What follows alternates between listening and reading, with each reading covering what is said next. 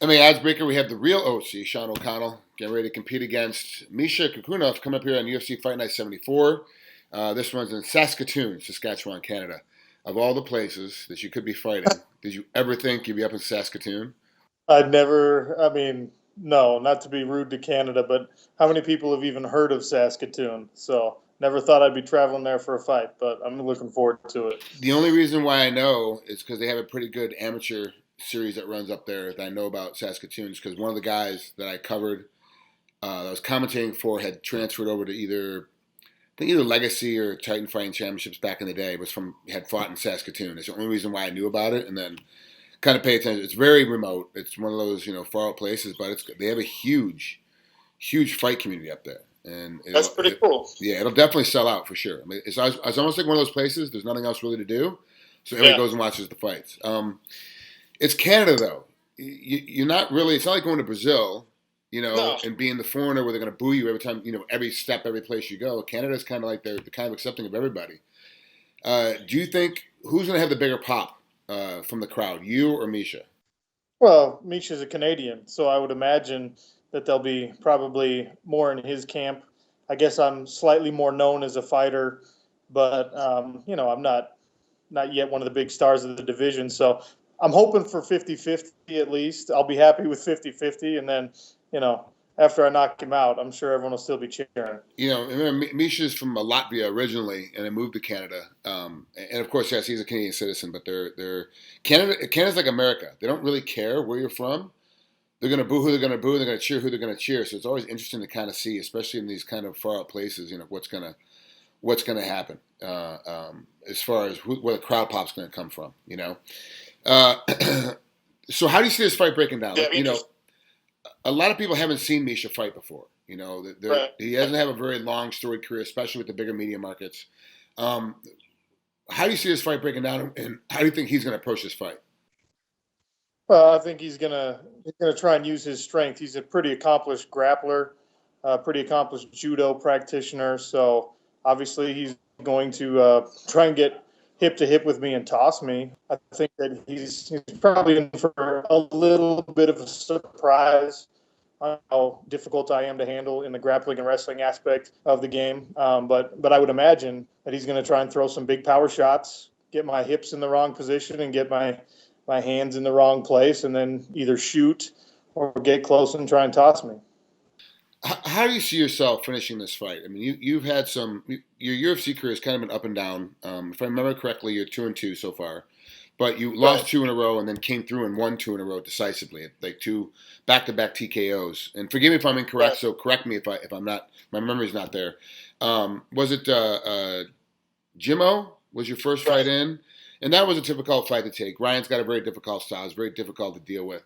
And then, but then Van Buren and Paroch, Paroch, Garage. Parash. Okay. You, I mean, you starched Parash. Like he was your last fight, right? Like you starched him right Yeah. away. It was like under a minute 30, under a minute, something like that. Like it wasn't even. It was like 56 seconds or something. Yeah, like you're crushing this guy. Like you crushed him right away. Do you see this fight kind of being the same, where it seemed like that Parash was coming with a little bit overconfidence against you? Like he kind of thought that you didn't have as much to offer as you did, and then he left himself open for a shot. Do you think Misha's gonna do the same kind of thing because he's super aggressive and he has that judo style? Where he's gonna reach with his hands a lot quicker than he actually is gonna be punching, so his hands gonna be out a little bit wider and give you a shot to get hands down. Do you feel like that Misha's gonna come at you the same way, and this fight could go the same way as your last fight? It could. I mean, I think I've got the power to really finish anybody if I get a clean shot on him. Hopefully, he's watching some film and will fight a little more careful than that. I say hopefully for his sake, not hopefully for my sake, right? I mean, if he comes in with his hands clear in the air, and I'm fine with that. Yeah, there's always a potential in this weight class for it to be a quick finish. Everyone's got power, everyone's a big enough guy to hurt each other. And I have to respect that in him as well. I've seen him throw some big strikes. I think his last fight, he actually won with a big head kick because no one was respecting his striking. And I'm not going to overlook that aspect of his game, but I'm certainly going to find openings to put my hands on him. And I can promise Misha that he's never been hit as hard as I'm going to hit him. So if he can stand up to it, good for him. If not, then it'll be a fun fight and hopefully a bonus for me. Yeah, a good piece. I do see this fight being fought, not on the cage as much, not much leaning, not much holding a guy on against the cage. I think both of you want to be explosive. You obviously want space to be able to strike. He obviously wants to close the distance to be able to throw you, and it's difficult to throw somebody against the cage because they have a barrier that slows everything down. So I see this being fought a little bit more in the center. Is there anything that I'm missing with this fight that you see from your aspect that because you've obviously had a lot more time to look at Misha, you have a lot more time to analyze yourself. Is there something I'm missing from this fight that I haven't said yet that you think is going to happen during this fight? No, I mean I think it's a pretty straightforward striker versus grappler matchup. He's the kind of grappler though that does have some heavy power, but in kind of a wild, flailing style. It's not the cleanest striking, but it is effective when he lands. He's a very explosive guy, and there's a lot of weight and a lot of power coming behind his kicks and his punches. So that's something that I'm definitely going to be wary of and respect during this fight. But I kind of agree with you. It doesn't make a whole lot of sense for us to be leaning up against the cage and doing that pitter patter game. That kind of overly strategic grappling game is not going to play into his style, and it's not really something that I'm going to be looking to do against the guy with the judo background that he has and with the decent wrestling that he has. So I'm going to try and keep it in the center, and I hope he does too. Yeah, I think it really will be put in that space. Now, before we started taping, you said you're at the office. Like, what are you doing? I do a drive time sports talk radio show every day. That's my full time job, and radio guy by day, fighter by night, so to speak. So yeah, did a little strength and conditioning this morning. Into the office now. We're on from 3 p.m. to 7 p.m. on ESPN 700 here in Salt Lake, and then I'll go to Jeremy Horn's Elite Performance after. For tonight, we're doing wrestling and grappling. So.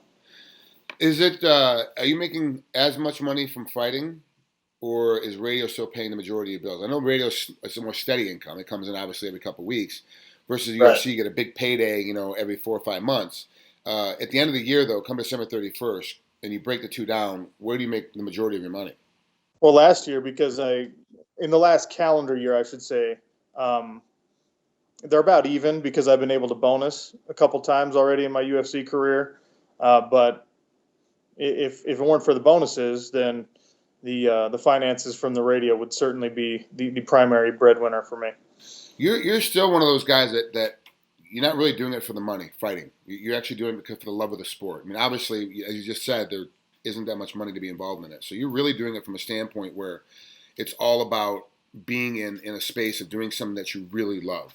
Does it help you with your ESPN sports talk, like being able to actually talk to some of these professional athletes you're able to get on and being able to like understand them a little bit better, but also to be able to get after them? Like, look, when I'm fighting this and I'm going through training camp, that's what I'm thinking about. What the hell were you thinking in the fourth quarter? Like, it doesn't make any sense. I think it does help a little bit. Guys who are aware of my career, I think, look at me as a fellow athlete rather than just a media guy. There's always that barrier between media and athlete, and that's something that you can't get around unless they're aware that, oh, hey, this guy's in the UFC. He's legit. Maybe not in my sport, but in his sport, and it helps out in that aspect. But there's plenty of interviews where we're talking to guys who have no idea what my background is and have no idea really even what the UFC is about. So it's probably 50-50, but I enjoy it because it does allow me to get into the athlete mindset a little bit more. And like you said, I'm able to call out a guy like that maybe someone else doesn't understand what his thought process was, or that he probably took a couple days off in the gym that he shouldn't have, or that injury wasn't a serious injury. He was maybe just a little banged up and looking for a new contract. So it helps out with the radio career. What's the best interview that you've done so far on the radio? Your favorite interview? Ronnie Lott was way up there for me. Obviously, legendary NFL safety. I'm a 49ers fan, grew up a 49ers fan, so that was a big one for me. Interviewed Dana White a couple times. That was interesting because he doesn't act like – I've also interviewed the former NBA commissioner, David Stern, and let's just say Dana doesn't act like an NBA commissioner. He's a little more colorful in his speech and all that stuff. So, yeah, but Ronnie Lott definitely takes the cake for me. But also too, at the end of the day, when you're interviewing Dana White, that's your boss. Well, it it was before he was my boss though, so I was able to ask some questions that now I'd probably have to be a little more careful with. Yeah. There's that's always been an interesting fact for me. Is like trying to see these guys that actually work for Dana and then have radio shows like yourself and have to interview them. It's a slippery slope. Like it's almost like the point now. Just I'll skip that interview. I'll be out of the room for that one. Yeah, it's tough because there's certain taboo subjects right now in the UFC, fighter pay, Reebok deal, things like that. That journalistic integrity demands that you ask a question like that, but it can put you on thin ice, I think, with the organization. So you'd have to steer clear of it. Right. All right. Well, thanks, Sean, for coming on here, man. That's great. Like I didn't realize you had that radio show up there in Salt Lake, and it's interesting to see the guys that you get to interview and what's going to happen. With how this pans out for you, because you could get a serious win streak, and then all of a sudden it's like, well, I got to make a decision. Can I stick with the radio show? I'm going to have to keep fighting around it. Because leaving on Tuesday, the fight on Saturday. That's Tuesday, Wednesday, Thursday, Friday. You're missing on the show. That's a lot of vacation time every year. Yeah, it's funny because my bosses are really cool. They're real flexible with me and they help me out with the schedule and stuff. But on a short notice fight, like during football season or something, they're not going to be so friendly about it. And if I have an opportunity to fight like Shogun or something, and they're like, no, you gotta do post game show for the University of Utah, then I have to make a decision like, hey, this is a big deal. I win this fight. Even taking this fight is a massive step in my career. So they've been good with it so far, but I'm keeping my fingers crossed that they never truly conflict. Hopefully, everything works out for you because it definitely will expand your radio career. It definitely will expand in the future as well. If you make radio as your retirement plan from fighting, then you'll definitely be able to go, look, dude, I fought the best guys in the world. I was in the game. I was in the hunt. Maybe even got a title shot at some point. That you're like, hey. Now this is look at me now. I'm on the radio. It definitely goes a long way for contract negotiations for paydays. Yeah, no, it's interesting because I'm trying to get there's a bunch of guys transitioning already to do that Fox stuff, the commentary stuff that obviously you did while you were still a fighter in your career, and now everyone wants to do it, and half the guys aren't very good at it, I'm like, let's be honest, more than half the guys actually suck. They're actually pretty freaking bad. They're actually pretty freaking bad, and God bless them. They're trying. They're doing the best job they can, but they just don't have the experience. Yeah, and that's fine. But they're there because people know who they are as fighters, not because they can put insightful analysis or even complete sentences together. And so I'm out here campaigning to get that gig, but no one cares who I am as a fighter yet. So that's too tough. It's too big of a leap, I think, for like Fox Sports to put me on or the UFC to put me on, that chair that Brian Stan or Dominic Cruz has, even though, and those are two of the good ones, by the way. But that's hopefully a transition I'll make at some point in my career. But you have to win fights in order for them to consider you if you're a great media guy. So it's tough, but I'm willing to do it.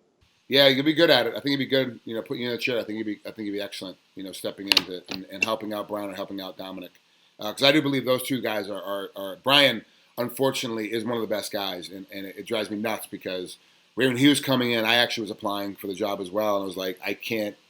I would love to say I'm better than Brian. I'm just as good as Brian. So like, you got Brian's there. Like, why would you replace him with a lateral move? It makes no sense. You're like, damn it! I wish you sucked. It'd be so much easier. But plus he's a nice guy. Right. Plus, he's a gentleman. He's a real scholar.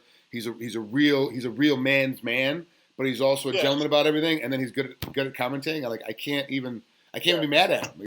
I know, it's like you want to be able to hate him, but you can't. He's like an actual American hero, and he's smart, and even his wife is really nice. It's like, all right, knock it off, man. This is.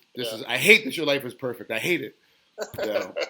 All right, Sean, thanks for coming on MMA Oddsbreaker. I appreciate it. I'm looking really forward. I'm going to hook up again with Amanda for after this fight. So I'm going to get a fight and look how you felt in the fight, a post breakdown of how things went down. So I want to, after you get done in the fashion of Saskatoon, I want to see how things work out for you afterwards. Cool, thanks. Also, congratulations on your fight getting inducted to the Hall of Fame, man. That's pretty cool. Thank you very much. I appreciate that. Thank you so much. All right, talk soon.